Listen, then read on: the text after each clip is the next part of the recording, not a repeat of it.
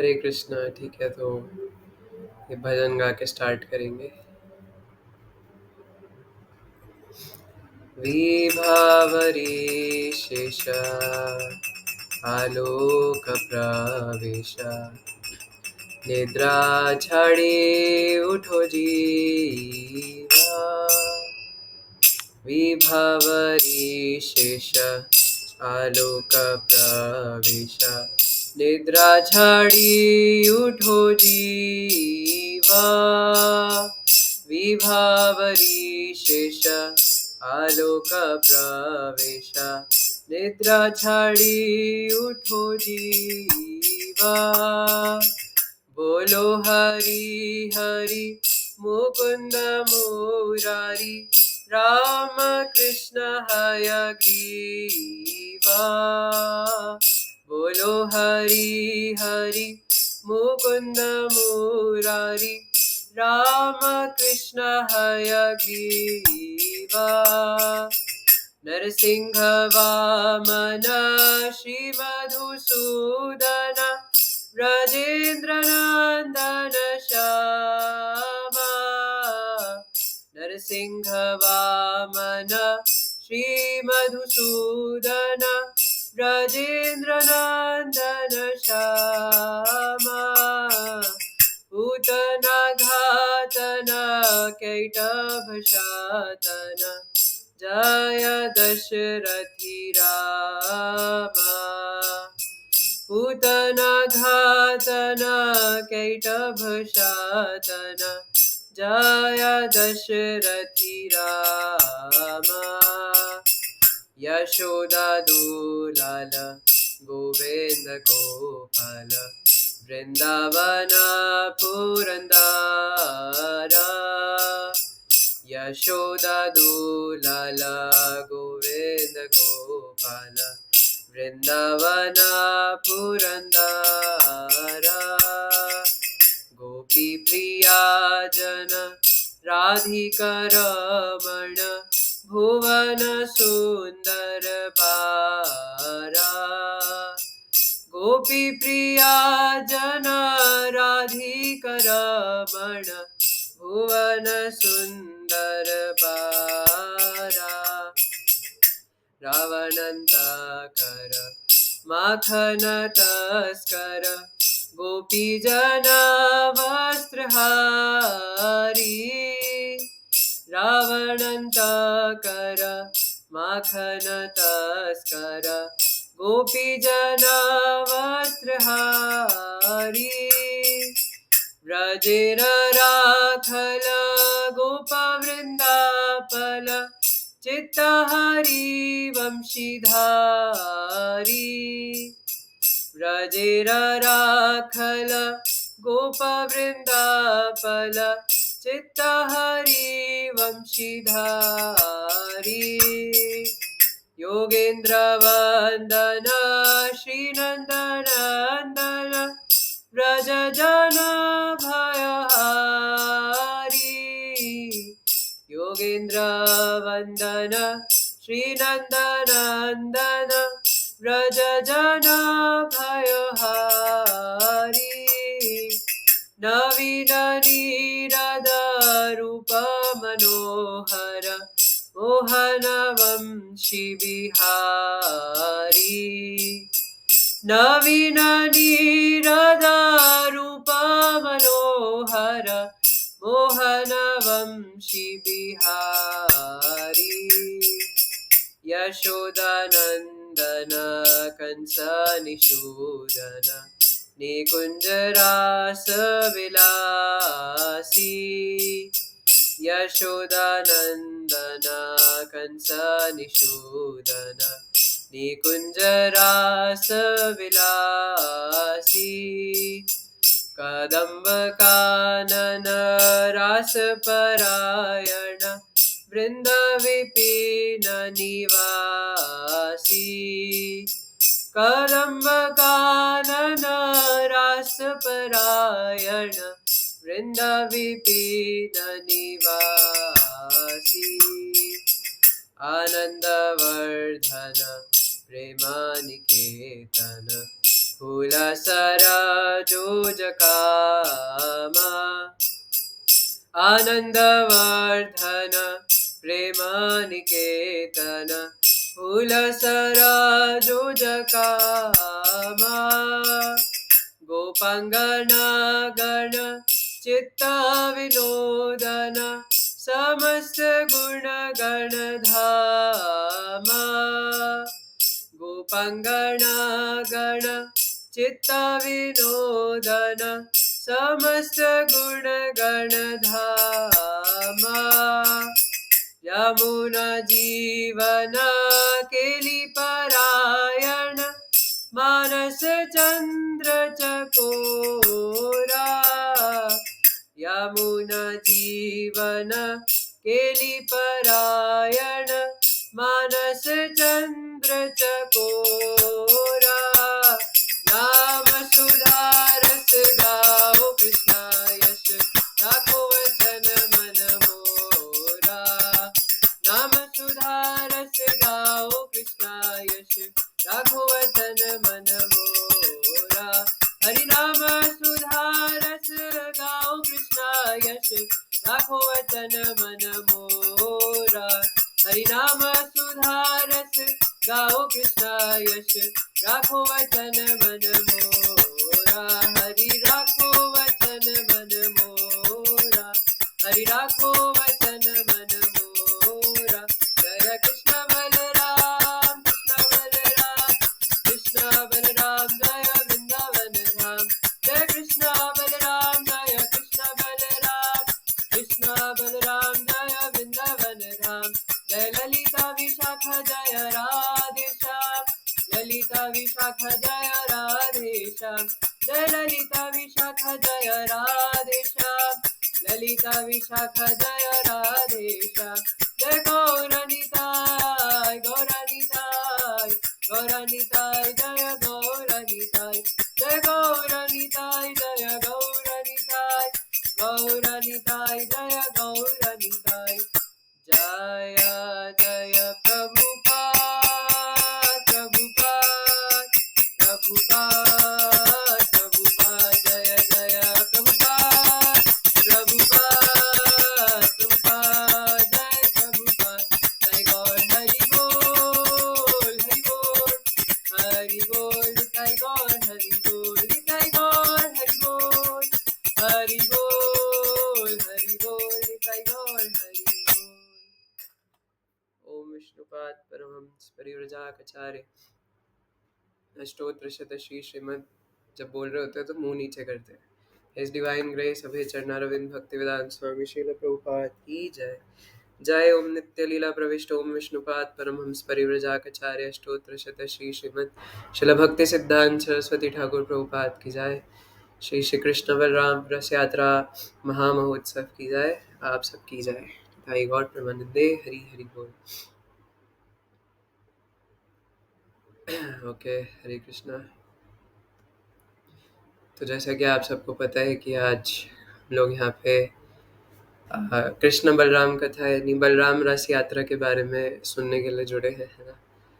तो मैं प्रयास करूँगा कि जो भी मैंने सीनियर वैष्णव से सुना है उसी को बताने का प्रयास करूँ, हालांकि मैं कुछ जानता नहीं हूँ, है ना। तो ये चैप्टर श्रीमद् भागवतम का दशम स्कंद का 65वां अध्याय है और कृष्णा बुक के अंदर भी 65वां अध्याय है ना। तो उसके अंदर बताया है बलराम जी की वृंदावन यात्रा, है ना। तो सबसे पहले कुछ डिवोटीज थोड़ा न्यू है तो थोड़ा बैकग्राउंड डिस्कस कर लेते हैं, है ना। जैसे कि हम सबको पता है कि बलराम जी और कोई नहीं बल्कि साक्षात भगवान कृष्ण के सबसे पहले मैनिफेस्टेशन है ना। तो दोनों में कोई फर्क नहीं है, कृष्ण सेव्य भगवान है और बलराम जी सेवक भगवान है, सिर्फ मूड और कलर का डिफरेंस है। बलराम जी गोरे है ना, यानी कि सफ़ेद रंग कांति के, एकदम शशि वर्णव चांद के समान उनकी अंग कांति है। और कृष्ण की अंग कांति कैसी है? काले बादल के समान, है ना। जलधर शशि वर्णव गोपवेशव किशोरव। तो एक काले बादल के समान है और एक चांद के समान शशि वर्णव है। और दूसरा फर्क ये है कि भगवान कृष्ण सेव्य भगवान है, वो सेवा एक्सेप्ट करते हैं और बलराम जी सेवा देते हैं। और बलराम जी सभी मूड में भगवान को सर्व करते हैं। तो जैसा सबसे पहले बलराम जी आते हैं कृष्ण से पहले, है ना? तो हमने एक बार ये भी डिस्कस करा था कि अन्य लीलाओं में जैसे लक्ष्मण जी बने थे, है ना? तो जब ये शुकदेव गोस्वामी ये वर्णन कर रहे होते हैं परीक्षित महाराज को, ये दशम स्कंद में तो पूरा लीलाएं ही हैं। तो कृष्ण बलराम की कथा ग्वाल बाल वाली या द्वारका वाली जब चर्चा कर रहे थे, तो परीक्षित महाराज सुखदेव गोस्वामी से एक प्रश्न करते हैं। वो कहते हैं कि स्वामी मुझे ये समझ नहीं आया कि एक माता के दो पुत्र हो सकते हैं, पर दो पुत्र की सॉरी एक पुत्र की दो माँ कैसे हो सकती है? एक ही शरीर में रहते हुए कोई एक बच्चा दो माँ के गर्भ से कैसे निकल सकता है? क्योंकि सुखदेव गोस्वामी जब इसका 9वें स्कंद में वर्णन करते हैं, है ना? 9वें स्कंद में, तो वो बताते हैं कि बलराम जी का नाम वो वंशावली में रोहिणी मैया के संतानों के नाम में भी गिनाते हैं और देवकी मैया के संतानों के नाम में भी गिनाते हैं। तो यही चीज़ परीक्षित महाराज पूछते कि ऐसा कैसे हो सकता है? अब यहाँ पे ये नहीं सोचना चाहिए कि परीक्षित महाराज तो इतने शुद्ध भक्त हैं, आखिर उन्हें कैसे नहीं पता? हम तो बुड़बक हैं, हम तो पूछेंगे नहीं, है ना? लेकिन परीक्षित महाराज ने पूछा सुखदेव गोस्वामी से, और परीक्षित महाराज जब ये श्लोक बोलते हैं तो वो खुद भगवान को स्वराट कहकर संबोधित करते हैं, है ना? और श्रीमद् भागवतम के पहले स्कंद का पहला अध्याय का जो पहला श्लोक है उसमें भी स्वराट शब्द से भगवान को संबोधित किया गया है ना? यानी भगवान कुछ भी कर सकते हैं। तो उनके लिए ऐसा तो कुछ है ही नहीं जिसको विचार किया जा सके, है ना? या जिसके बारे में हम लोग आशंका करें। भगवान के लिए कोई चीज़ इम्पॉसिबल नहीं है, अगर होती तो भगवान नहीं कहलाते। तो परीक्षित महाराज को ये तो पता है कि भगवान जो मर्जी कर सकते हैं और उनके लिए इम्पॉसिबल कुछ नहीं है। लेकिन वो कहते हैं कि आज तक कभी ऐसा हुआ नहीं। पहली बात तो ये मत्स्य कूर्म अवतार जहाँ भी आते थे बिना मम्मी पापा के आते थे, है ना? कभी खंबे से प्रकट हो रहे हैं, कभी कहीं से प्रकट हो रहे हैं। तो अब ये पहली बार ऐसा हो रहा है कि वो भगवान जो है वो अपने माता पिता को साथ में लेके आ रहे हैं, है ना? जब पृथ्वी देवी ब्रह्मा जी के पास प्रार्थना करने गई थी कि धरती पे आताताई राजाओं का बहुत ज़्यादा भार बढ़ गया है, तो ब्रह्मा जी फिर क्षीरोदक्षाई विष्णु के पास गए थे, है ना? वहाँ से फिर उन्होंने टेलीफोन मिलाया था महाविष्णु को, है ना? आई मीन क्षीरोदक्षाई विष्णु को। तो क्षीरोदक्षाई विष्णु ने नोटिफिकेशन भेजा था, है ना, कि आप चिंता मत करिए, इस बार साक्षात मूल भगवान आने वाले हैं, है ना? आदि कृष्ण रूप में the supreme personality of God head खुद आने वाले हैं। तो जब ये ब्रह्मा जी सुनते हैं तो सबको बताते हैं, है ना, कि चिंता करने की जरूरत नहीं, इस बार साक्षात भगवान खुद आ रहे हैं। तो ऐसा सुन के सब लोग खुश हो जाते हैं, है ना? और भगवान अपने साथ में अपने मम्मी पापा को भी लेके आ रहे हैं, इसलिए बहुत यूनिक है ना? जिस प्रकार से ब्रह्मांड में हम लोग जन्म लेते हैं, उसी प्रकार से भगवान भी आ रहे हैं। जैसे पहले स्कंद में बताया है, सह रामेण कृत्वा न किल कर्माणि सह रामेण केशव, है ना? सूत गोस्वामी से जो नैमिषारण्य के ऋषि मुनि है वो कहते हैं कि ये जो कृष्ण बलराम है ये प्रच्छन्न रूप से लीला करते हैं। ऐसी लीला करते हैं किसी को पता भी नहीं चलता कि मनुष्य है या क्या है ना? छुपा रुस्तम है बहुत ज़्यादा। तो लोग समझ नहीं पाते, ऐसा उन्हें लगता है कि ये लोग तो इंसान ही है ना? लेकिन वो साक्षात में और कोई नहीं, साक्षात सुप्रीम पर्सनैलिटी ऑफ गॉडहेड है। तो ये चीज़ परीक्षित महाराज को तो पता है कि भगवान के लिए कोई आश्चर्यमयी बात नहीं है, लेकिन वो एक तरीके से इसके पीछे का रीज़न जानना चाहते थे कि क्या भगवान ने ये जानबूझ के करा है या इसके पीछे कोई कार्य कारण है? आखिर ऐसा क्यों करा कि 2 माँओं के, है ना, 2 माँओं से जन्म लिया? तो आपको जैसे पहले भी बताया गया था, है ना, कि बलराम जी सबसे पहले तो जो देवकी मैया है उनके पहले 6 पुत्र, है ना, जो कि अ, राक्षस थे, है ना? अब कोई सोच सकता है कि देवकी मैया तो प्योर डिवोटी है, उनके गर्भ में राक्षस कहाँ से आ गए? है ना? तो भगवान की लीला है, भगवान के लिए कुछ भी इम्पॉसिबल नहीं है। और ये राक्षस कोई ऐरे-गैरे राक्षस नहीं थे, ये साक्षात मारीची के पुत्र थे, जिन्हें किसी श्राप के वजह से ये सब झेलना पड़ा था, है ना? इसकी एक अलग स्टोरी है, उसको बताने लगा तो और घंटा निकल जाएगा, ना? तो वो कभी और चर्चा करेंगे कि वो वहाँ पहुँचे कैसे। लेकिन अभी ये 6 पुत्र, और ये 6 पुत्र काम, क्रोध, लोभ, मोह, मत, मात्सर्य को भी रिप्रेजेंट करते हैं। और एक काम, क्रोध, लोभ, मोह, मत, मात्सर्य हमारे अंदर भी भरा हुआ है ना? हमारे अंदर भी ये 6 चीज़ें भरी हुई है। माना कि नाम जप करने लग जाते हैं, बट अंदर से अगर झाँकने का प्रयास करें तो ये सब भरा हुआ है, लाभ, प्रतिष्ठा की इच्छा, ये सब। तो ये सब कैसे जाएगा? गुरु के सानिध्य में जाके, गुरु के शरण में जाके, उनके बल से जाएगा, है ना? लेकिन फिजिकल बल से नहीं, आध्यात्मिक बल से। और ये आध्यात्मिक बल कहाँ से प्राप्त होता है? बलराम जी से। तो ये 6 लोग जब आए और फिर कंस ने इनको मार दिया, तो एक तरीके से ये प्योरिफिकेशन रिप्रेजेंट करता है, क्योंकि इसके बाद बलराम जी आए देवकी मैया के गर्भ में, है ना? कई लोगों को तो ये पता भी नहीं होता क्योंकि भागवतम पढ़े नहीं है ना? तो कई लोग कोई जानते भी नहीं है कि बलराम जी जो है वो पहले देवकी मैया के गर्भ में आए थे, है ना? तो दोनों कृष्ण बलराम एक तरीके से एक ही माता के पुत्र कहला जा सकते हैं इस एनालॉजी के हिसाब से। तो बलराम जी पहले देवकी मैया के गर्भ में आए, क्योंकि क्यों क्यों आए, है ना? कोई पूछ सकता है कि देवकी मैया के गर्भ में आए ही क्यों? क्योंकि बाद में रोहिणी मैया के गर्भ में स्थानांतरित किए जाने वाले हैं। तो आए ही क्यों? क्योंकि ये 6 लोग जब प्यूरिफाई करें, तो पहले जब कोई प्रधानमंत्री भी आता है, जैसे दिल्ली में जो रिपब्लिक डे की परेड निकलती है, तो उसपे जो 26 जनवरी को प्राइम मिनिस्टर के आने से पहले जो उनके मिनिस्टर्स है ना एकदम करीब के, वो आते हैं चेक करने की सब प्रोटोकॉल वगैरह का सही से ध्यान रखा जा रहा है कि नहीं, है ना? जो उसकी क्या बोलते हैं रिहर्सल होती है, उसमें वो चेक करने के लिए आते हैं, है ना, कि कहीं कोई गलती तो नहीं है।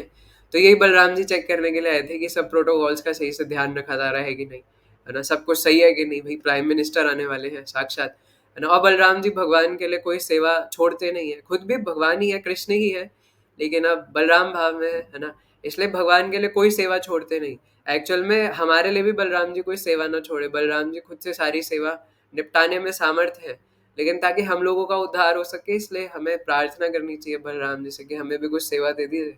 अगर सारी आप ही करोगे तो हम कहाँ जाएंगे, है ना? तो हम चाहे अपनी ही सेवा दे दो, बट कुछ तो दे दो। तो बलराम जी पहले आते हैं। अब आना था, 5 मिनट का काम था भाई, प्रोटोकॉल चेक करना। 7 महीने तक वहीं बैठे हुए दादाजी, है ना, उठ ही नहीं रहे हैं सीट से। तो कृष्णा सोचते भैया अभी लाइन क्लियर नहीं हो रही, मैं कहाँ से जाके बैठूं, है ना, मैं कहाँ से जाऊं फिर, अब ये भैया नहीं जाएंगे तो मैं कहाँ से जाऊं। तो कृष्णा योग माया शक्ति को बुलाते हैं और योग माया शक्ति को कहते हैं कि आप जाइए, है ना, और बड़े भैया को लेके रोहिणी मैया के गर्भ में स्थानांतरित कर दीजिए। अब योग माया या फिर माया देवी की शक्ति इतनी नहीं है कि वो ब्रज के अंदर एंटर कर सके, है ना। और ये एक गुप्त रहस्य था कि बलराम जी क्यों देवकी मैया के गर्भ में बैठे हुए थे, है ना। क्योंकि बलराम जी को पता था कि ये योग माया शक्ति को भेजेंगे कृष्णा, है ना, और उनको लेके ब्रज जाना है ना। बाहर से ऐसा लगेगा कि योग माया बलराम जी को लेके जा रही है, और किसी में इतनी शक्ति है क्या कि वो बलराम जी को उठा के ले जाए, है ना। तो इसीलिए इंटरनल फैक्टर ये है कि बलराम जी योग माया को लेके जा रहे थे, क्योंकि योग माया या माया देवी जो है वो घुस नहीं सकती ना, है ना, क्योंकि वहां तो अंतरंगा शक्ति चलती है, बहिरंगा शक्ति कैसे घुस जाएगी वहां पे, है ना। तो इसलिए भगवान ही जानते थे, लेकिन भगवान इस बार चाहते थे कि जो माया देवी है वो भी भगवान की लीलाओं में साथ दे, है ना, ब्रज लीला में। तो इसलिए योग माया को कहते हैं कि आप ये कार्य के बहाने से जाओ और बलराम जी को उठा के लेके जाओ, है ना। तो अगर आप कृष्णा बुक में पढ़ो तो उसमें शिला प्रभुपाद ने बताया भी है कि देव की सॉरी योग माया, है ना, या माया देवी भगवान से बोलती है कि इतना हैवी वर्क आप दे रहे हो, इसके बदले में आप मुझे दोगे क्या। तो भगवान कहते हैं कि कलयुग में तुम धूप अगरू वगैरह से पूजी जाओगी, वैष्णवी नाम से, दुर्गा नाम से तुम पूजी जाओगी। तो बोलते वो तो पहले से भी होता है ना, आप कुछ नया बताओ, ये तो मेरे साथ ऑलरेडी हो रहा है, इसमें क्या नई बात है ना। अगर कुछ देना ही है तो कुछ अच्छा दो। तो फिर भगवान कहते हैं कि ठीक है, आप मेरी बहन के रूप में पूजी जाओगी, है ना, कलयुग के अंदर, और मेरी बहन के रूप में प्रकट होगी। तो ये इस प्रकार से लीला थी। तो योग माया शक्ति आती है और बलराम जी को उठा के और रोहिणी मैया के गर्भ में स्थानांतरित कर देती है।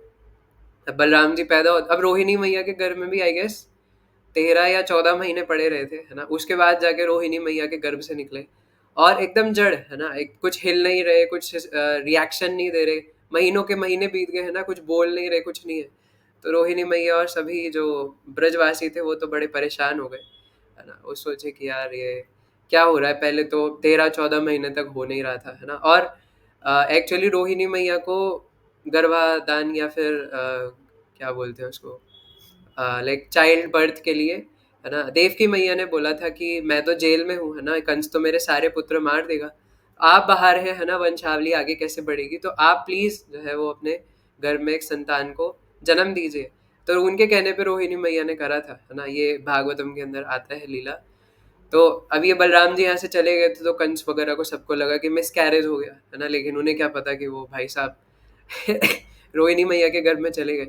तो 13-14 महीने बाद जब प्रकट हुए तो जड़ की तरह पड़े हुए, हिल ही नहीं रहे, है ना। और एकदम एकदम क्यूट से बच्चे हैं, क्योंकि भगवान कृष्ण का वर्ण कैसा है, नीलोत्पलदल श्यामम शंख चक्र गदाधरम, है ना, एक नीले कमल के समान है। श्रीमद् भागवतम के 3रे स्कंद का ये वर्ष है। तो एक नीले कमल के समान है, जैसे नीला कमल आपने तो कभी देखा नहीं होगा, वो पिंक कमल ही देख ले वही बड़ी बात है ना, मैंने भी नहीं देखा। तो ब्लू कमल तो दूर की बात है, मैंने वो रबर वाला देखा है। तो ब्लू कमल ऐसा होता है कि बाहर से ब्लूइश होता है लेकिन अंदर से हल्का हल्का वाइटिश भी होता है। तो इसी प्रकार से भगवान का जो अंग कांति है वो ऐसा ही है ना, डार्क ब्लूइश, जिसका वर्णन नहीं किया जा सकता, कोई आर्टिस्ट उसको बना नहीं सकता, वो ऐसा ब्लू कलर है। वो कोई सामान्य ब्लू कलर नहीं है। जैसे आप अगर कलर थ्योरी पढ़ो कभी, तो ब्लू के भी बहुत सारे वेरिएशंस होते हैं। तो भगवान का जो अंग कांति है वो ऐसा नीला गहरा रंग है, एकदम समुद्र का जो अंदर डीप वाला होता है ना वैसा, या फिर काले बादल जो एकदम घने काले बादल होते हैं उसके समान। तो उसका वर्णन नहीं किया जा सकता है ना। लेकिन भागवतम में बताया कि नीले कमल के समान है। और भगवान कृष्ण कैसे जन्मे थे फिर शंख चक्र गदा आदि के साथ, है ना, चतुर्भुज रूप में। और बाकी जो दो भुज वाले थे वो तो हमारे आचार्य बताते हैं कि वो डायरेक्ट, है ना, फ्लाइट से सीधा वृंदावन ही पहुंच गए थे, है ना, वो मथुरा नहीं गए थे पैदा होने के लिए, वो चतुर्भुज अलग है ना। तो हमारे गौड़ी आचार्य इस प्रकार से वर्णन करते हैं। लेकिन यहाँ पे उनके पैदा होने से पहले बलराम जी जड़ पड़े हुए। अब दिखने में इतने क्यूट, एकदम कॉटन बॉल की तरह, है ना। कोई कॉटन बॉल समझ रहा है, कोई ऐसा समझ रहा है कि कोई सफेद रंग का एकदम प्यारा सा फूल है जो पड़ा हुआ है ना। और उनके प्यारे प्यारे से दांत चमक रहे एकदम पर्ल्स के समान, है ना। उनके छोटे छोटे से नाखून एकदम पर्ल्स के समान चमक रहे थे, है ना। तो सब लोग उनको देख के इतने ज्यादा मोहित हो जाते थे, क्योंकि Balram ji is really very cute, है ना। और अगर आप देखो तो हमारे कृष्ण बलराम मंदिर में, इस्कॉन वृंदावन में, है ना, क्योंकि ज्यादातर जगह ऐसे कृष्ण बलराम होते नहीं, और होते भी हैं तो काले रंग के होते हैं, है ना। अगर आपको नहीं पता तो गोकुल वगैरह में बलराम जी काले रंग के हैं। लेकिन एक इस्कॉन वृंदावन, और एक इस्कॉन वृंदावन के आगे वृंदावन में एक मंदिर है गोरी दाऊ जी मंदिर, है ना। क्योंकि वहां पे बलराम जी गोरे हैं, तो वहां ब्रजवासियों ने उस मंदिर का नाम ही रख दिया गोरे दाऊ जी मंदिर, है ना। तो बाकी जगह बलराम जी काले हैं, सिर्फ इस्कॉन वृंदावन के अंदर ही बलराम जी गोरे हैं, है ना। तो हम देखते हैं कि कई सारे जो भक्त हैं हमारे इस्कॉन की संस्था के और बाहर के भी, है ना, वो बलराम जी की तरफ काफी अट्रैक्ट होते हैं, है ना। और जब से वहाँ पे बलराम जी है तो कृष्णा की टीआरपी भी काफी कम हो रही है ना। बलराम जी के जो मोहित होने वाले फैंस है वो ज्यादा है ना। तो इसलिए बलराम जी, क्योंकि है तो साक्षात कृष्ण ही, उनमें कोई फर्क नहीं है ना। दोनों एक ही है तत्व की दृष्टि से, बस रस का फर्क है। तो इसलिए बलराम जी के भी बहुत सारे फैंस है ना। तो इसलिए जब बलराम जी जन्मे थे तो सब बहुत परेशान हो गए थे, कुछ बोल नहीं रहे। लेकिन एक मधुमंगल जी थे, है ना, तो भागते हुए आते थे और कहते थे दादा दादा, है ना। तो रोहिणी मैया के घर में बैठ, सॉरी, रोहिणी मैया के गोदी में बैठ के, क्योंकि छोटे ही थे मधुमंगल जी भी, और दादा दादा करते रहते थे। तो सब बोलते थे रोहिणी मैया भी कि तुम इनसे बड़े हो, तुम इन्हें दादा दादा क्यों बोल रहे हो, है ना। तो मधुमंगल जी कहते थे कि भाई दादा है तो दादा ही तो बोलेंगे, है ना, दादागिरी करते हैं ये। क्योंकि ब्रज की भाषा में जो बड़ा भाई होता है उसको दादा बोलते हैं, है ना। तो दादा मतलब वो ग्रैंडफादर वाला दादा नहीं, है ना। और बलराम जी दादागिरी भी करते ही हैं, है ना। अब आपको सबको पता ही है कि बलराम जी ने कितनी लीलाओं में दादागिरी करी है। एक बार हस्तिनापुर गए थे, वहां पे उनको सम्मान नहीं मिला थोड़ा सा, है ना। एक मतलब ऐसा नहीं है कि गलत तरीके से नहीं समझना, उसके पीछे पूरी एक लीला है। लेकिन उनको सम्मान नहीं मिला था तो अपना हल यमुना में डाला, और सॉरी हस्तिनापुर के दूसरे कोने में डाला, और पूरी की पूरी यमुना में खींच के डुबोने वाले थे, है ना। तब दुर्योधन ने जाके सही समय पे जाके द्रोणाचार्य जी और पितामह भीष्म के कहने पे माफी मांग ली। नहीं तो हो जाता उस दिन काम, है ना, कि गुरु जी सॉरी, है ना। बलराम जी ने क्योंकि उनको गदा सिखाया था ना, है ना, मल्ल युद्ध वगैरह करना, तो इसलिए बोलते हैं सॉरी, है ना, मुझसे गलती हो गई। तो इस प्रकार से मधुमंगल जी बोलते थे ये दादा अभी ऐसे पड़ा हुआ है क्योंकि इंतजार कर रहा है ना, साथ में लीला स्टार्ट करेंगे ये, अभी ये अकेले लीला स्टार्ट करना नहीं चाहते, तो ये वेट कर रहे हैं, अभी कृष्णा का वेट कर रहे हैं, है ना। तो इस प्रकार से बोलते थे। और जैसे ही कृष्ण आए, है ना, तो बलराम जी भी एक्टिवेट हो गए, अपनी लीला एक्टिवेट कर दी और साथ में लीला करने लगे, है ना। तो महाराज जी बता रहे थे कि जब लक्ष्मण भाव में थे, जब पहले राम जी की लीला में थे, तो लक्ष्मण जी को बहुत ज्यादा दुख होता था कि मैं क्यों छोटा भाई बन गया, है ना। क्योंकि जब राम जी वनवास के लिए गए, तो क्योंकि राम जी सबसे बड़े थे, है ना, इसलिए उन्हें वनवास के लिए भेजा गया। तो लक्ष्मण जी सोचते कि अगर मैं बड़ा होता तो मुझे वनवास के लिए भेजा जाता, और फिर मैं बड़ा होता तो मैं ये, है ना, इनको राम जी को आदेश दे देता कि मेरे साथ नहीं जाना, ना सिर्फ मैं जाऊंगा। क्योंकि मुझे बड़ा दुख होता है जब राम जी जंगल में जाते हैं तो मेरे स्वामी के चरणों में कांटे चुभते हैं, कंकड़ चुभते हैं, न जाने क्या क्या हो जाता है। तो लक्ष्मण जी वो झेल नहीं पाते, तो सोचते हैं कि अगले टाइम पे मैं बड़ा भाई बन के आऊंगा, है ना। और जब बड़ा भाई बनते हैं तो भी भगवान उनकी चलने नहीं देते, है ना, क्योंकि बलराम जी बेचारे इनोसेंट से, है ना, और कृष्णा वो दंडी बालक है। आपको पता है जब मैं एक बार वो महाराज जी से सुन के, एक वो रेवती मैया के साथ जब उनका विवाह हुआ था वो वाले कथा में हमने देखा था, है ना, बलराम जी चुपचाप खड़े हुए हैं और कृष्णा ने बोला हाँ हाँ हमें रिश्ता स्वीकार है ना, आप बस लड़की भेज दो और आप जाओ, है ना, हमने स्वीकार कर लिया, हो गई शादी समझो। तो इस प्रकार से बलराम जी बहुत इनोसेंट है ना इस मामले में, और बेचारे कृष्ण के सामने फंस जाते हैं, है ना। तो इस प्रकार से बलराम जी अपने वृंदावन में लीला कर रहे थे, और ऐसी कोई लीला नहीं है जहाँ पे बलराम जी उनके साथ नहीं थे। कृष्ण के आने से पहले बलराम जी आ गए, और कृष्ण के इस धरती से या इस मटेरियल वर्ल्ड से लीला खत्म करने से पहले बलराम जी चले गए, है ना। क्योंकि एक सेवक का यही अ, लक्षण होता है ना। एक जो ट्रू सेवक होता है, इवन एक बार हमारे एक ऋषि कुमार प्रभु जी दिल्ली में वो बता रहे थे कि एक जो चेस्ट डिसाइपल होता है उसका यह लक्षण है कि वो गुरु के जाने से पहले शरीर त्याग के चला जाता है ना। तो क्योंकि जहाँ पे वो गुरु जाने वाले हैं और जहाँ पे वो लीला करेंगे, है ना, तो डिसाइपल वहाँ जाके, अब ये प्रैक्टिकली ये कोई सुसाइड वगैरह करके नहीं होता, ऑटोमेटिकली वो डिसाइपल इतने एडवांस स्टेज पे होते हैं, है ना, कि वो गुरु के जाने से पहले चले जाते हैं। बाकी टाइम प्लेस एंड सर्कमस्टेंसेस की लीलाओं के हिसाब से मैटर करता है, क्योंकि आप इसका गलत मतलब निकाल सकते हैं, इसलिए मैं इसको कॉन्टेक्स्ट समझा रहा हूँ, है ना। तो अर्थ क्या है उसको समझने का प्रयास करिएगा। तो ये चीज़ बताया था, इसलिए बलराम जी भी, क्योंकि कृष्णा कहीं और जाके लीला करेंगे तो पहले ही बलराम जी चले जाते हैं, है ना। और उनका जो अंतर ध्यान वाला लीला मैं भागवतम में पढ़ रहा था, वो भी काफ़ी खतरनाक है ना, बड़ा डेंजरस है, मतलब मेरे तो दिमाग के परे है ना, कि किस प्रकार से बलराम जी अंतर ध्यान होते हैं, है ना। तो इसलिए सभी भावों में भगवान को सर्व करते हैं, तो हर जगह पे भगवान बलराम जी जो है वो कृष्ण को कोई भी ऐसा समय नहीं जो छोड़े नहीं, है ना, हमेशा। क्योंकि वात्सल्य भाव में उनकी ढाल बन के, है ना, उनको प्रोटेक्ट करने के लिए चलते हैं, कभी हाथ पकड़ के, कभी कैसे करके, कभी कुछ। तो हमेशा मथुरा से लेके और द्वारका लीला तक हमेशा साथ में ही थे, है ना। जब बच्चे थे तो दोनों ग्वाल बाल बन के साथ में जाते थे, है ना। यशोदा मैया पूछती थी कि कृष्णा को बोलती थी नहीं तुम नहीं जाओगे गाय चराने, है ना। कृष्णा जिद करते थे कि मेरे को गाय चराना है, मुझे गाय चराना है, मैं बड़ा हो गया हूँ, मैं गाय चराना चाहता हूँ। पहले तो बछड़े चराते थे खाली। तो माता बोलती थी कि पहले बड़े हो जाओ। तो जब 6 साल के हुए तो बोले अब मैं गाय चराऊंगा। तो माता ने बोला कि तुम्हारे अंदर बुद्धि है नहीं बल तुम्हारे अंदर है नहीं, गाय चराना तुम्हें। तो कृष्णा बोलते हैं कि कहाँ से मेरे अंदर बल नहीं है ना, बलम बलवताम चाहम काम राग विवर्जितम, है ना। आप क्या कह रहे हो मेरे अंदर बल नहीं है? अरे जो कमजोरों की रक्षा करते हो उनके अंदर बल मुझसे आ रहा है, आप कह रहे हो मेरे अंदर बल नहीं है। आप बुद्धि की बात करो, मत्त परतरम नान्यत किंचिदस्ति धनंजय मयि सर्वमिदं प्रोक्तम सूत्रिमणि गणैव। तो यशोदा मैया बोलती है ऐसा ये पहाड़े पढ़ाने की जरूरत मुझे नहीं है ना। जाना है तो बलराम के साथ जाना है, नहीं तो नहीं जाना, है ना। उठा हुआ भी छड़ी, है ना, मुझे बताएगा तो ये सब बलम बलवताम चाहम काम राग विवर्जितम है ना। तो चुपचाप बैठो घर में। तो इस प्रकार से बलराम जी बोलते हैं नहीं नहीं माता कोई बात नहीं, है ना, आप कृष्णा को जाने दीजिए, मैं साथ में लेके जाऊंगा कृष्णा को। तो यशोदा मैया बोलती कि पहले तुम बताओ कि कृष्णा का ध्यान कैसे रखोगे।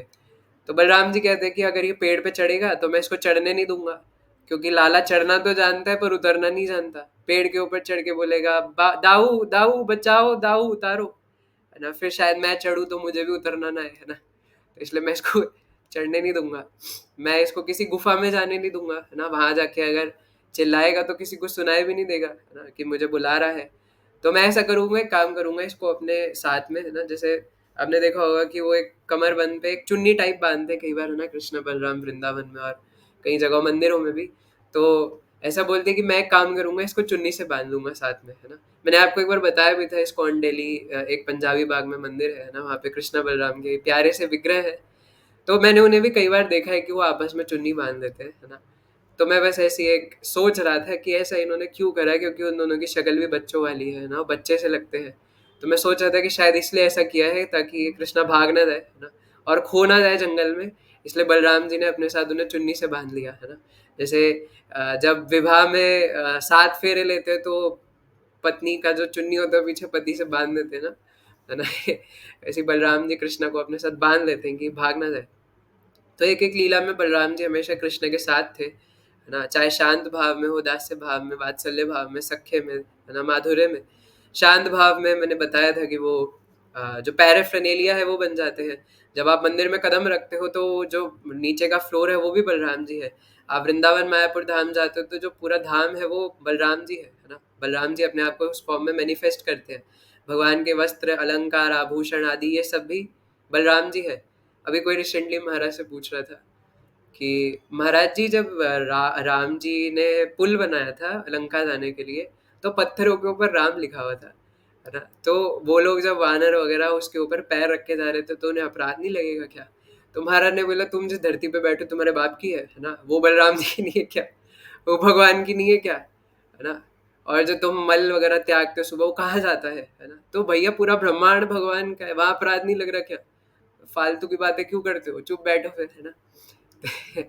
तो इस प्रकार से भगवान शांत भाव में कोई कसर नहीं छोड़ते, भगवान का छाता बन जाते हैं, है ना? जैसे गौरा आरती में भी वो लाइन आती है ना, चामर ढुलाए, है ना, और छाता बन जाते हैं। इस प्रकार की कई सारी गौर लीला आरती में भी लाइंस है ना? और भगवान का दिया आरती करने के लिए, तो सारा पैरेफ्रेनेलिया जो कि हमें नॉन लिविंग लग रहा है, वो सब बलराम जी अपने आप को मैनिफेस्ट करते हैं। और सख्य भाव में तो है ही, है ना, कृष्णा के साथ।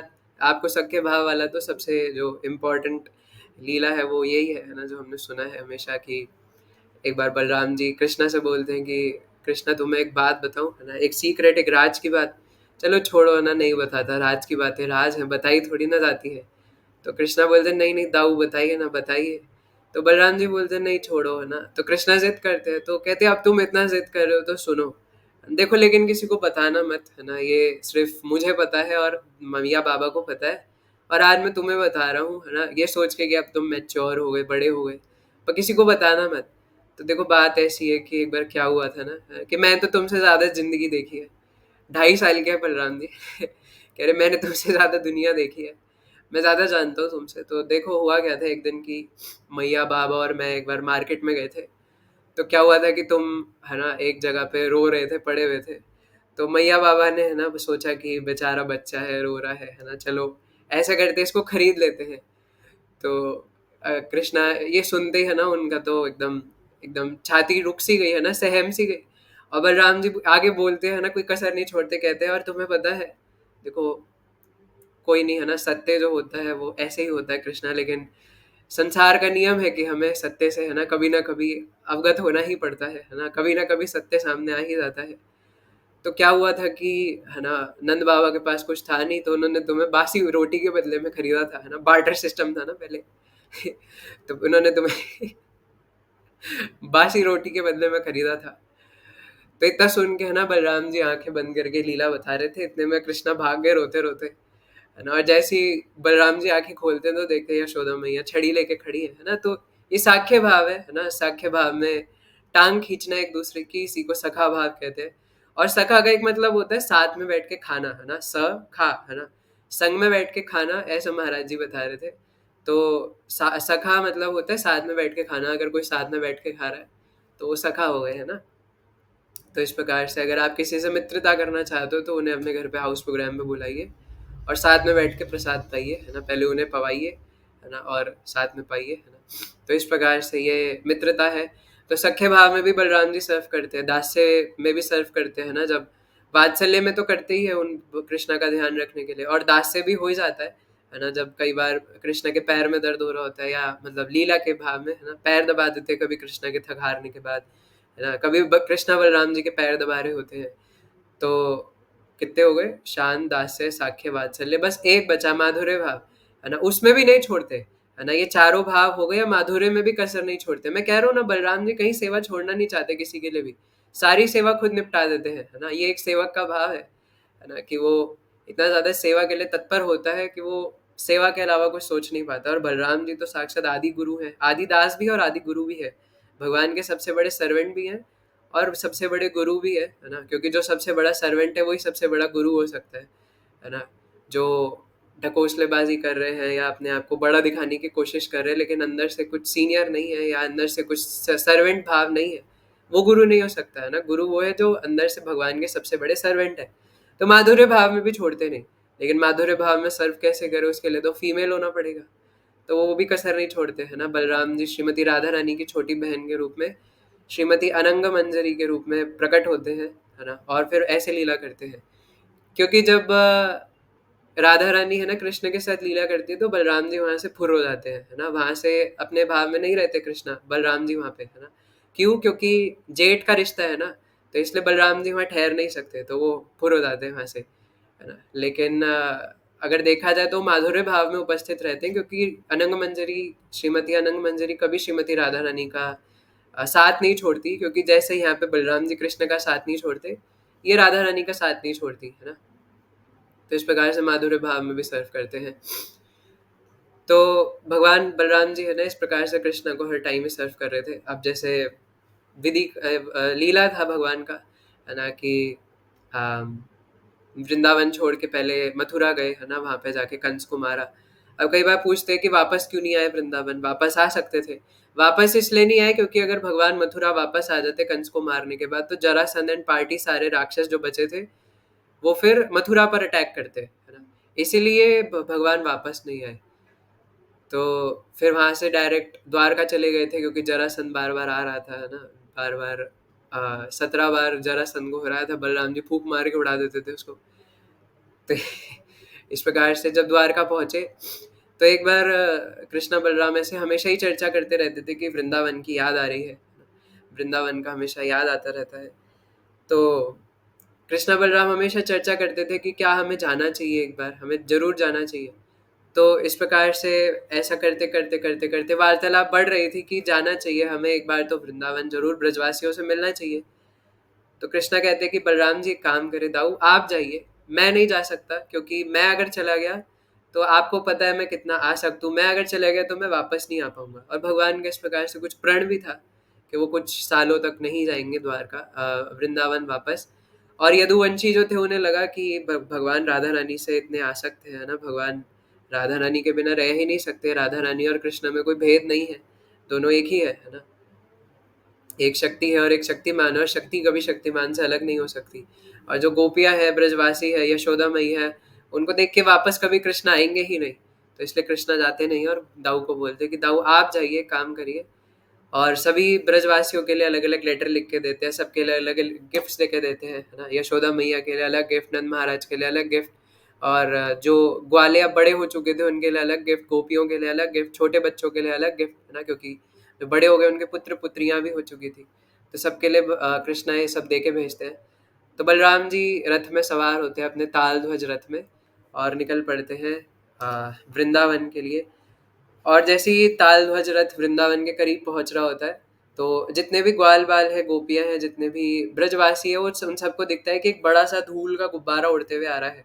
आपने कार्टून मूवीज में भी ऐसा देखा होगा, जब रथ आता है तो धूल का गुब्बारा उड़ते हुए आता है, वो तो ताल ध्वज रथ है, साक्षात बलराम जी का। और सबको लगा कि कोई रथ आ रहा है, बड़ा सा लगता है, कोई राजा महाराजा आ रहे हैं, कोई तो आ रहे हैं, है ना। इतना बड़ा रथ आ रहा है और इतना बड़ा धूल का उबार उड़ रहा है। तो जो चिड़िया वगैरह थी जो दूर तक उड़ सकती है, वो देखने जाती हैं कि आखिर कौन आ रहा है। तो जैसे ही वो रथ के ऊपर देखती हैं कि झंडे के ऊपर बलराम जी का साइन है ना, ताल ध्वज रथ है, तो जाके जल्दी से सबको इन्फॉर्म करते हैं कि सुनो सुनो सुनो, है ना, ब्रजवासियों, साक्षात बलराम जी पधार रहे हैं।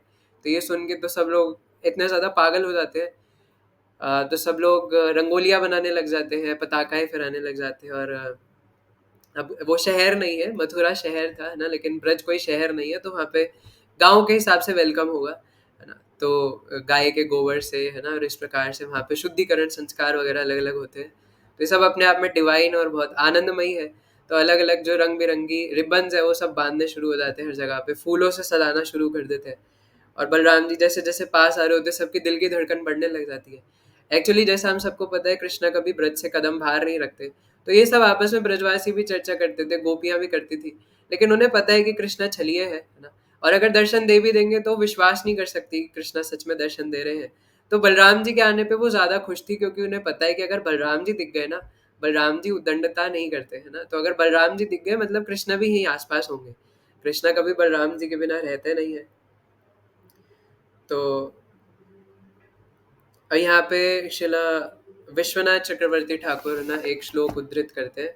नित्यानंद स्वरूपोपि प्रेम तप्तो व्रजौकसाम ययो कृष्णमपि त्यक्त्वा यस्तं रामं मुहुः सुतमः स्तुमः।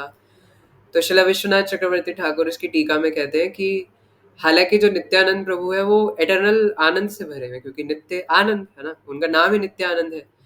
और साक्षात बलराम और नित्यानंद में कोई फर्क नहीं है, यही बलराम है, यही नित्यानंद है, और नित्य आनंद है, और सबको आनंद प्रदान करते भी है। जो इनकी शरण में आता है वो आनंद में आ जाते हैं। लेकिन ये बलराम भाव में जब ब्रजवासियों से दूर थे, तो वो भी पीड़ा का अनुभव कर रहे थे, है ना, वेदना का अनुभव कर रहे थे बलराम जी। क्योंकि भगवान अपने मित्रों से, अपने सखाओं से बहुत ज्यादा प्रेम करते हैं। मैंने आपको बताया था कि ब्रह्म विमोहन लीला के टाइम पे बलराम जी को पता भी नहीं था कि ये सारे मेरे आसपास जो सखा है वो कृष्णा है। क्योंकि अगर उन्हें पता चल जाता तो वो खुद ही बेहोश हो जाते, वो रह नहीं सकते थे अपने मित्रों के बिना, है ना, उनके सेपरेशन में बिल्कुल भी। तो इस प्रकार से बलराम जी पहुँचते हैं और उनके पहुँचने के लिए पहले ही जितने भी, अब जैसे न्यूज़ मिली तो यशोदा मैया और जितनी भी माताएँ थी वो सब मक्खन बनाने लग गई। उनके जो किचन में अभी तक जो चल भी नहीं रहा था या रोज़ माखन बना रहे थे इस भावना से, है ना? अलग-अलग डिवोटीज़ अलग-अलग व्याख्या करते हैं, है ना? कोई कहते हैं कि याद में, है ना, हमेशा से वो बैठे हुए थे और मकड़ी के जाले लग रहे थे, और कुछ भक्त कहते हैं कि वो रोज़ माखन बना रहे थे ये सोच के कि कभी तो कृष्ण वापस आएँगे, कभी तो हम उन्हें माखन दोबारा से भोग लगाएँगे, है ना? तो इस प्रकार से सब लोग अपनी-अपनी सेवाओं में लगे हुए थे, है ना? ग्वाले सुन के बहुत ज़्यादा एक्साइटेड हो जाते हैं ना कि दाऊ आ रहे हैं, दादा आ रहे हैं, है ना? मधुमंगल जी सोचते हैं दादा आ रहे हैं, दादा से मिलेंगे। तो बलराम जी जैसे-जैसे रथ पास में आता है तो सभी जो माता है ना, और पिता है, वो सब भाग के जाते हैं और बलराम जी कूद के नीचे उतरते हैं और सबसे पहले रोहिणी मैया और यशोदा मैया उनको आलिंगन कर लेते हैं ज़ोर से, है ना? एकदम टाइट से आलिंगन कर लेते हैं और यशोदा मैया, रोहिणी मैया के आँखों से अश्रु बहने लग जाते हैं और मातृभाव में उनके स्तनों से दूध बहने लग जाता है और बलराम जी का पूरा उसी से अभिषेक हो जाता है। हम बलराम रास यात्रा या फिर बलराम पूर्णिमा के दिन अगर पंचामृत से अभिषेक करते हैं, लेकिन यहाँ पे प्रेम अभिषेक था उनका कि इस प्रकार से अश्रुओं से और दुग्ध से बलराम जी का अभिषेक कर दिया, है ना? तो मातृभाव इतना ज़्यादा था कि जब बलराम जी छोटे भी थे, तो दोनों अपनी मैया से इतने आसक्त थे कि बलराम जी यशोदा मैया के गोदी में नहीं जाते थे और कृष्णा रोहिणी मैया के गोदी में नहीं जाते थे। दोनों अपनी-अपनी मैया से चिपके रहते थे, ममास बॉय थे एकदम, है ना? और बाद में भी ममास बॉय ही थे ना, वो भाव चला थोड़ी ना जाएगा, इटर्नल है वो। जैसे नित्यानंद इटर्नल है तो उनके सारे भाव भी इटर्नल है, वो साक्षात भगवान है। तो जैसे बलराम जी एकदम चाइल्डिश मूड में आके वो भी एकदम यशोदा मैया और रोहिणी मैया से एकदम चिपक के रोने लग जाते हैं उनकी याद में कि इतने टाइम से वो उन्हें याद कर रहे थे, है ना? खुशी के आँसू, इमोशनल आँसू। तो धीरे-धीरे करके फिर सभी ग्वाल-वाल उनके पास में आते हैं और वो बोलते हैं कि क्या तुम्हें हमारी याद नहीं आई? है ना? तो मधुमंगल जी और जो छोटे बच्चे थे वो पूछते कि दादा, है ना, या दाऊ, स्वामी बलराम जी, जो जो भी वो बोलते होंगे, है ना? तो इस प्रकार से पूछते क्या आप, हमने सुना है आजकल आप द्वारका नगरी में रह रहे हो। हमने सुना है शायद स्वर्ण नगरी भी बोलते हैं द्वारका नगरी को, आई डोंट नो। तो बोलते हैं हमने सुना है कि आजकल आप एक बहुत बड़ी रॉयल सिटी में रह रहे हो। कैसी होती है रॉयल सिटी? है ना? वहाँ पे तो सब लोग आईफ़ोन 14 प्रो मैक्स रखते होंगे, है ना? तो इसलिए शायद आप हमें भूल गए वहाँ पे तो, है ना? तो बलराम जी बताते हैं कि वहाँ पे क्या बताऊँ, वहाँ पे बहुत बड़ा समुंदर है ना? तो अब उन्होंने तो कभी समुंदर देखा नहीं, तो बोलते हैं कि समुंदर क्या होता है? तो बोलते हैं कि एक बहुत बड़ा लाइक पानी का, है ना, कलेक्टेड एरिया होता है। तो सब ग्वाल वाले बोलते हैं कि पानी, है ना? आपको पानी की चिंता है ना? हमारे ब्रज में क्या यमुना नहीं है क्या? है ना? आपको क्या ज़रूरत है वहाँ पे रहने की? है ना? आप ऐसा करो यहीं पे रह जाओ, है ना? और क्या आपको हमारी याद नहीं आती? है ना? और जितने भी ग्वाल-बाल और जितने भी बड़े लोग थे वो सब कहते हैं कि हमारा परम सौभाग्य है कि अब कंस मारा जा चुका है, और वो लोग पूछते हैं कि द्वारका में हमारे सगे-संबंधी कैसे हैं? फिर गोपियाँ क्या पूछती हैं, वो यहाँ पे शुकदेव गोस्वामी वर्णन कर रहे हैं। तो श्लोक है, गोप्यो हसन्यतः पप्रच्छु रामसन्दर्शनादृता कच्चिदास्ते सुखं कृष्णः पुरस्त्रीजनवल्लभः। पहले थोड़ा मैं आपको बैकग्राउंड बता देता हूँ, है ना? तो ये सब एक्चुअली गोपियाँ भी पीछे खड़ी हुई है, क्योंकि सबसे पहले तो कृष्ण बलराम जी उनके जेठ लगेंगे, है ना? क्योंकि उनका, हालाँकि कृष्ण और बलराम की गोपियाँ अलग-अलग होती हैं, है ना? तो जो कृष्ण वाली गोपियाँ हैं वो भी दूर है, बलराम जी वाली गोपियाँ भी दूर है, क्योंकि एक ऐसा लाइक नियम भी है नॉर्मली, है ना, कि पहले सब जो पुरुष है वो मिल रहे हैं, है ना? उसके बाद सब स्त्रियाँ क्योंकि पीछे खड़ी हैं घूंघट करके शर्म के मारे, क्योंकि वो बड़े हैं उम्र में और जेठ है ना? और बलराम जी कितने गुस्से वाले हैं तो सबको पता है। और वो कितने नियम धारण करते हैं, जैसे ये जो पारकिया भाव है मैंने सुना है वो सिर्फ़ कृष्ण के साथ है ना? बलराम जी के साथ पारकिया भाव नहीं होता, बलराम जी के साथ स्वकीय भाव ही होता है। बलराम जी नियम शास्त्र फ़ॉलो करते हैं, है ना? इसलिए वो कृष्ण की तरह नहीं है। परकिया भाव पता है ना? है ना? हम लोग परकिया भाव जाहे ब्रजते प्रचारे भजन भी गाते हैं। नहीं पता तो फिर हम अभी कभी बाद में डिस्कस करेंगे, अभी समय थोड़ा कम है।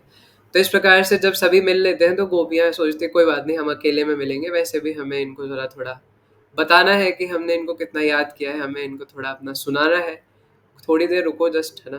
तो इस प्रकार से बलराम जी थोड़ा अ, विश्राम करते तो उनको एक आसन प्रदान किया जाता है और आसन पे वो बैठते हैं ना? और माता उनके लिए माखन और न जाने कितने-कितने पकवान बना के लाते हैं और सभी ग्वाल वाल उनसे चिपक जाते हैं। तो बलराम जी सबको जो जो गिफ्ट दिए थे, जो जो लेटर्स भेजे थे कृष्णा के, वो सब उनको पढ़ के सुनाते हैं, बताते हैं, गिफ्ट देते हैं। तो वो सब के सब बहुत ज़्यादा सेटिस्फाइड हो जाते हैं सबसे। फिर लास्ट में बलराम जी अकेले में जाके गोपियों से मिलते हैं। अब गोपियाँ क्या बोलती हैं? गोप्यो हसन्यतः पप्रच्छु राम संदर्शनार्ता कच्चिदास्ते सुखम कृष्ण पुरस्त्री जन वल्लभः। तो सुखदेव गोस्वामी कहते हैं भगवान बलराम के साक्षात दर्शन से गौरवान्वित हुई गोपियों ने हंसते हुए उनसे पूछा, क्या पूछा? पुर स्त्री जन वल्लभ। पुर मतलब नगर है ना, और स्त्री मतलब नगर की स्त्रियां। तो जन वल्लभ मतलब जो उनके वल्लभ है, या फिर जो उनके प्राण बन चुके हैं। तो गोपियां एक प्रकार से गाली देते हुए सरकास्टिक वे में बलराम जी से बोलती है कि आखिर आपके कृष्ण के क्या हाल है, जो कि आप पुर स्त्री जन वल्लभ हो चुके हैं, है ना, जो कि नगर की स्त्रियों के वल्लभ हो चुके हैं, है ना। तो आखिर उनके क्या हाल है? नगर की स्त्रियों के प्राण प्रिय भगवान कृष्ण सुखपूर्वक तो है ना। तो फिर कुछ गोपियाँ कहती हैं, क्या वो हमारी चिंता करते हैं? क्या वो हमारी याद करते हैं? क्या वो अपने माँ बाबा को याद करते हैं, यशोदा मैया नंद महाराज को? क्या वो अपने ग्वालों को याद करते हैं, अपने मित्रों को याद करते हैं, है ना? क्या उन्हें कभी कभी हमारी याद सताती है कि हम उन्हें किस प्रकार से सर्व करते थे? तो शिला विश्वनाथ चक्रवर्ती ठाकुर यहाँ पे बताते हैं कि गोपियाँ चंदन के लेप से और अलग अलग आइटम से, पैराफर्नेलिया से भगवान को सर्व करती थी। तो गोपियाँ पूछती क्या उन्हें हमारी याद आती है? तो फिर कुछ गोपियाँ क्या कहती है ना कि अम, एक गोपी कहती है, नगर की बुद्धिमान स्त्रियां ऐसे मनुष्यों के वचनों पर कैसे विश्वास कर सकती हैं जिसका हृदय इतना स्थिर है और जो इतना कृतज्ञ है ना। एक गोपी ऐसा कहती है कि भाई कैसे कोई नगर की स्त्री कृष्ण पे विश्वास कर सकती है, एक नंबर के छलिया, हम तो बिल्कुल विश्वास नहीं कर सकते। तो दूसरी गोपी बोलती है, भाई तुम ऐसे व्यक्ति के बारे में बात ही क्यों कर रहे हो जिससे हमारी कोई चिंता नहीं है? जब वो अपने में मस्त है, वो आत्माराम आनंद रमण है, वो अपने में आनंद लेना चाहते हैं, तो तुम भी अपने में आनंद लो। और यहाँ पे प्लीज समझने का प्रयास कीजिएगा कि ये जो एक्सटर्नल फैक्टर्स वो दिखा रहे हैं, ऐसा वो इंटरनली नहीं सोच रहे। इंटरनली उन्हें भगवान की बहुत ज्यादा याद आ रही है गोपियों को, है ना। ऐसी थोड़ी ना गोपियों ने गोपी गीत गाए हैं 10वें स्कंद के जो रास पंच अध्याय है ना, उसमें जो गोपी गीत आता है ना, जायतीतेऽधिकं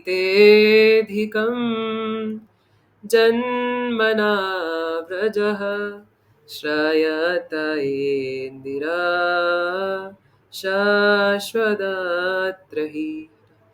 but I am not qualified to read और एक्सप्लेन दैट, है ना। लेकिन गोपियाँ इस प्रकार से भगवान से बहुत विनम्र प्रार्थना करती है, और ये महाप्रभु को गोपी गीत बहुत पसंद है ना। तो इसलिए गोपियाँ जो एक्सटर्नली भाव दिखा रही है, वो एक गुस्से में बोल रही है ना, या फिर एक सेपरेशन में भगवान से बोल रही है। जो गुस्सा भी प्रेम का एक रूप है ना। हमें नहीं पता इस संसार में, लेकिन जब प्रेम बहुत ज्यादा बढ़ जाता है ना, तो उसमें मान लीला भी होते हैं। जैसे श्रीमती राधा रानी कई बार कृष्ण से गुस्सा हो जाती है, तो ये गुस्सा कोई मटेरियल गुस्सा नहीं है ना, ये प्रेम का ही एक आ, विकार बोलेंगे, क्या बोलेंगे, प्रेम का ही एक बाय प्रोडक्ट है ना। तो इस प्रकार से गुस्सा करना, इस प्रकार से सरकास्म में क्रिटिसिज्म करना, ये सब प्रेम के अलग अलग वेरिएशंस या फिर अलग अलग बाय प्रोडक्ट्स होते हैं, जो हमारी समझ से बाहर है ना। ये सिर्फ राधा श्याम सुंदर की लीलाओं में पॉसिबल है। तो ये गोपियाँ जो है वो भगवान के विरह में बहुत ज़्यादा रो रही हैं, है ना। और इस रोने के भाव में वो ऐसा गुस्से में कहते हैं कि जब उन्हें हमारी चिंता नहीं है तो हम उनकी चिंता क्यों करें, है ना, जबकि वो अंदर से सिर्फ भगवान के बारे में सोच रही हैं, है ना। तो एक गोपी कहती है, हे गोपियों, उनके विषय में बातें करने में क्यों पड़ी हो? कृपया करके किसी अन्य विषय पर बात चलाओ। यदि वे हमारे बिना अपना समय बिता लेते हैं तो हम भी उसी तरह से अपना समय बिता लेंगे, है ना। तो आगे शिला सुखदेव गोस्वामी परीक्षित महाराज से कहते हैं, इति प्रहितं शौरेर जल्पितं चारु विक्षितं गतिं प्रेम परिष्वंगम स्मरन्यत्योरुरुदुः स्त्रियः। यह शब्द कहती हुई तरुण गोपियों को भगवान शौरी की हंसी, अपने साथ उनकी मोहक बातें, उनकी आकर्षक चितवने, उनके चलने का ढंग तथा उनके प्रेम पूर्ण आलिंगनों का स्मरण हो आया। इस तरह वे रोने लगी, है ना। इससे पता चलता है कि वो जो पहले बोल रही थी वो सिर्फ एक गुस्से में और सरकाज़म में था, है ना। लेकिन वो अंदर से भगवान के प्रति बहुत विरह वेदना झेल रही थी, क्योंकि हमारे संप्रदाय में भी है विप्रलम्ब भाव ही है, ये सेपरेशन भाव ही है। क्योंकि भगवान सेपरेशन में जितना प्रेम अनुभव करवाते हैं वो स्वकीय रस में नहीं है। इसलिए हमारे कृष्णदास कविराज गोस्वामी जो भजन गाते हैं ना कि परकिया भावे जहाँ ब्रजे ते प्रचार, है ना। तो ये ज़रूरी है ना, क्योंकि परकीय भाव जो है वो स्वकीय भाव से ज़्यादा ऊपर बताया गया है ना, यानी सेपरेशन का भाव जो है वो ज़्यादा ऊपर है, क्योंकि सेपरेशन में और ज़्यादा प्रेम अनुभव होता है ना। इसीलिए हमें भगवान को देखने का प्रयास नहीं करना चाहिए, बल्कि कुछ ऐसा करना चाहिए कि भगवान ये सोचे कि कौन इतनी पागलों की तरह मुझे पुकार रहा है ना, और भगवान हमें देखने आए, है ना। और भगवान जब हमें ये सेपरेशन का भाव फील कराते हैं तो ये सबसे ज़्यादा प्रेम का अ, स्वभाव है। लेकिन हम तो सोचते हैं कि भगवान मिल जाएंगे, दर्शन हो जाएंगे, है ना, सोचना चाहिए। लेकिन उसके चक्कर में कई बार लोग भक्ति छोड़ देते हैं ना, इतने डिमोटिवेट हो जाते हैं भगवान दर्शन नहीं दे रहे। तो ऐसी बेवकूफ़ी नहीं करनी है ना, हमारे तो संप्रदाय का ही विप्रलम्ब भाव है ना। तो कैसे भगवान विप्रलम्ब, और हम तो अभी उस स्टेज पर भी नहीं है कि भगवान हमें कोई भी भाव, है ना, फील कराएं। तो इस प्रकार से भगवान बलराम जी जो सबको संतुष्ट करने में सबको, क्योंकि सबके परम हितैषी है, कृष्ण से अलग तो है नहीं, और क्योंकि वो आदि गुरु है तो सबको संतुष्ट कर सकते हैं। तो इसलिए गोपियों को नाना प्रकार से अलग अलग बातें कह के संतुष्ट करते हैं, है ना। और कृष्ण के द्वारा भेजे गए अलग अलग पत्र और अलग अलग कहानियां उन्हें बताते हैं, है ना, कि कृष्ण आपको याद करते हैं। किसी किसी को दिव्य ज्ञान बताते हैं, किसी किसी को अलग अलग अनुनय विनय बताते हैं, किसी को कुछ पोयम गा के सुनाते हैं जो उन्होंने कृष्ण के द्वारा भेजी गई थी, अलग अलग गोपीज की कैटेगरीज के हिसाब से और अलग अलग गोपियों के हिसाब से उनके भाव अनुसार उनको बताते हैं। तो इस प्रकार से बलराम जी ने 2 महीने ब्रज में बिताए थे, ब्रज यात्रा के लिए जब आए थे। तो इसी में बलराम जी रास लीला भी करते हैं, है ना। इसीलिए आज का जो त्योहार है ना, तो पूरे भारतवर्ष में और अन्य बाहर के जगत में भी इस्कॉन टेम्पल्स में मनाया जा रहा है। तो ये इसलिए बलराम रास यात्रा है ना, बलराम रस यात्रा, रास यात्रा, है ना, क्योंकि इसमें वो रास लीला करते हैं अपनी सेट ऑफ गोपीज के साथ, है ना। कृष्ण की गोपियाँ अलग है और बलराम जी की गोपियाँ अलग है। तो बलराम जी अपनी गोपियों के साथ रास करते हैं, है ना। कृष्ण जहाँ पे रास करते हैं उससे काफी दूर स्थान है राम घाट, है ना, जो हम भजन में भी गाते हैं, जया राम घाट जया रोहिणी नंदन, है ना। तो इसलिए यमुना के किनारे एक जगह पे राम घाट है ना। तो वहाँ पे जाके बलराम जी अपनी गोपियों के साथ लीलाएं करते हैं, वहाँ पे जाके रास नृत्य करते हैं, और सभी गोपियाँ उनकी संगिनियाँ आनंद में रहकर भगवान बलराम जी के साथ रास नृत्य करती हैं। और वरुण देव एक बार जब ये देखते हैं कि भगवान बलराम जी अपनी गोपियों के साथ, संगिनियों के साथ रास कर रहे हैं, तो वो अपनी पुत्री वारुणी को वहाँ पे भेजते हैं। तो वारुणी देवी और कोई नहीं, साक्षात वरुण देव की पुत्री है। तो वारुणी देवी एक पेड़ के अंदर से, एक छोटे से होल के अंदर से बह के एक शहद रूपी द्रव्य के रूप में निकलती है ना। तो जो जिसको भागवतम में एक मदिरा बताया, बट वो कोई मटेरियल वर्ल्ड वाला मदिरा नहीं है ना, कि कोई बोले बलराम जी तो पीते हैं, पर वो क्या पीते हैं वो भी देख लो, वो कुछ नहीं है, वो बस एक शहद वाली ड्रिंक है ना।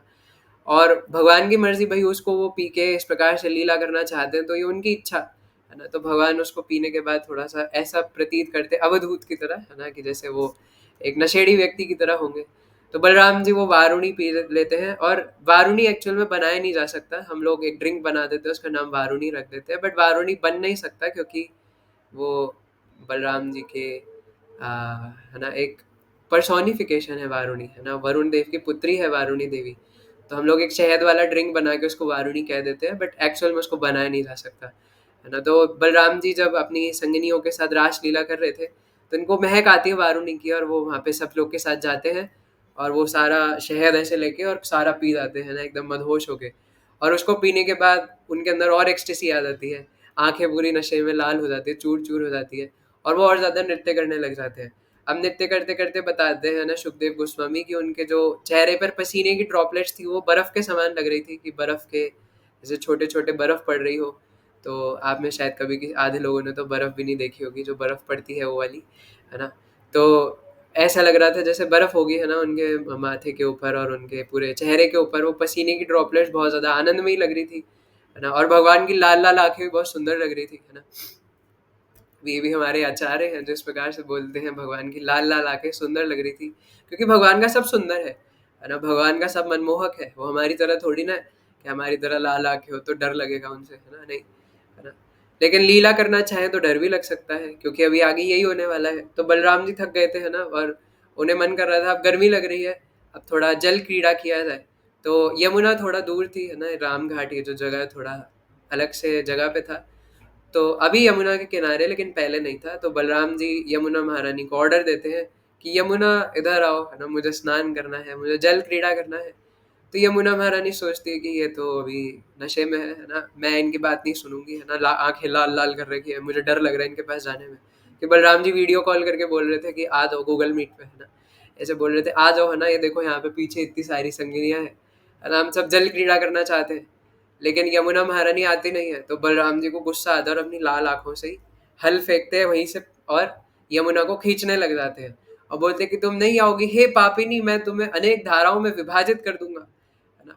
तो इस प्रकार से बलराम जी, जबकि दूसरे यमुना महारानी दूसरे डायरेक्शन में बह रही थी और ये उल्टी डायरेक्शन में बुलाना चाह रहे थे, लेकिन यमुना महारानी अपने नियति को, है ना, छोड़ के उल्टी डायरेक्शन में आती है डर के मारे, है ना, कि यार ये तो आज काम तमाम कर देंगे बलराम जी। तो यमुना महारानी यहाँ पे आती है और फिर बलराम जी अपनी संगिनियों के साथ लीला विहार करते हैं, जल क्रीड़ा करते हैं, है ना। और एक्चुअली में सुखदेव गोस्वामी यहाँ पे बताते हैं कि यमुना महारानी का एक अंश स्वरूप था, ये साक्षात कालिंदी नहीं थी, है ना।